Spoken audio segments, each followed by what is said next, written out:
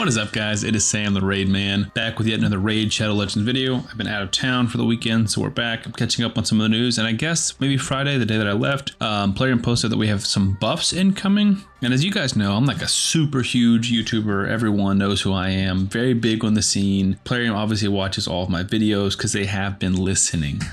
Obviously, I'm being sarcastic, but it is interesting that the two champions who are being buffed are two of the champions that I've been asking for buffs for probably the longest time. Real quick, guys, get your free legendary LNRO by clicking the link in the description of this video right now. You also get 3 amazing epics in Fane, Ugo, and Tagore as you level up throughout the game. I have 4 simple steps for you today. Step 1, log out of Plarium Play on your PC and uninstall it. Step 2, click on the link in the description of this video and register with a brand new email address. Step 3, launch Raid and complete the tutorial. Step 4, go to your inbox and claim your free legendary LNRO. Do not miss out on this chance to get a free legendary LNRO as well as 3 epics, so make sure to click on this link before it expires. So the first one up is Norog, one of 4 legendaries that I have +4. The other 3, pretty good. Norog, pretty trash.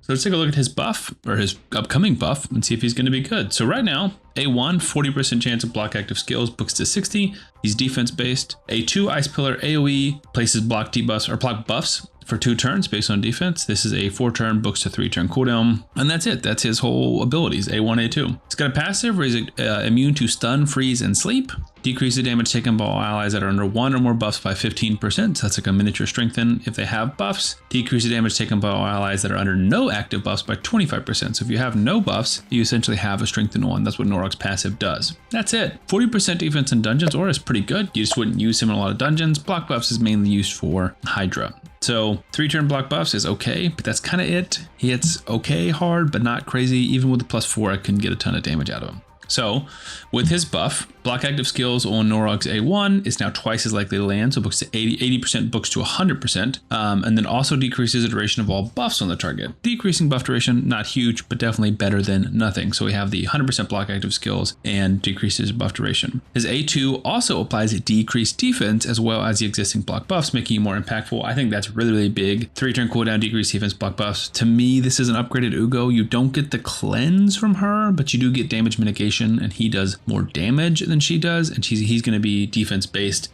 with the damage mitigation for your team. Also, the passive has been upgraded to include things like petrification and sheep, so he cannot be CC'd basically at all. And then let me see, is that it? Yep, that's it. So I think he's definitely better. We'll probably try him for a Hydra video. He is +4. I wish they would have also like maybe boosted his damage multipliers. Obviously, I would have loved like a full rework and give him another skill or something, but decreased defense and block buffs is for sure better than just block buffs.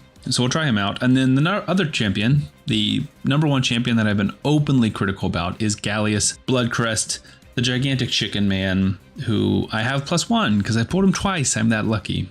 So we'll see if I will change my view of him if I actually will consider myself to be lucky. So we're going to go through his base form and then what changes.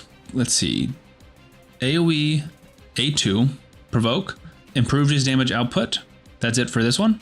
And then for his A3, which is fully restores all allies destroyed max HP, also places revive on death, increased defense. This now grants an extra turn. So you can do this, increase defense, revive on death, and everyone, then switch forms, and then nuke, which will be defense based. He's defense based in both forms, which I do like. Or you could do increased defense in this into the provoke. You could lower the skill cooldown of the provoke. With a 2-turn provoke on bosses, he can be arguably the best provoker, or one of the best provokers in Hydra.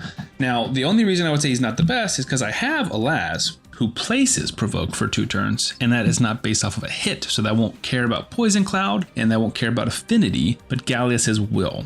All that being said, as much as I am begrudging to say it, that's a good ability. And now we got an extra turn, which I like because this didn't do a ton by itself. All right, and that's it for the main form. So then on the alternate form, this is when he turns from a regular chicken to a super cool electric chicken.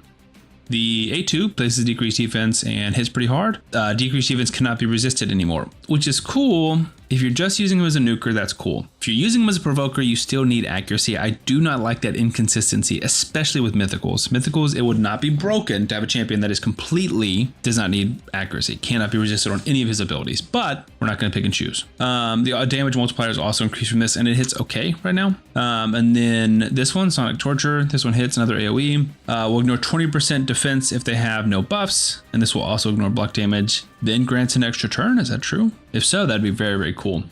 The A1 still hits all enemies that are under decreased defense, and this is now irresistible, so he should be pretty good in this second form. I would argue he's probably going to be better as a provoker, but maybe his damage will be spectacular. We might test this out either on a video. We will test this out either on a video or on a stream. Might do it on a live stream. I am trying to live stream more, both on Twitch and on YouTube. It is interesting. Let me know in the comments what you guys think. I don't think the Norog one is enough to like make me glad that he's a +4 champion, or if you pull your first one to make you glad that you've got him. It's just like, because if there's a discussion of if Ugo is better or Norog is better, that's not a very good legendary to me. Like, yes, that is a very good epic, but I don't know.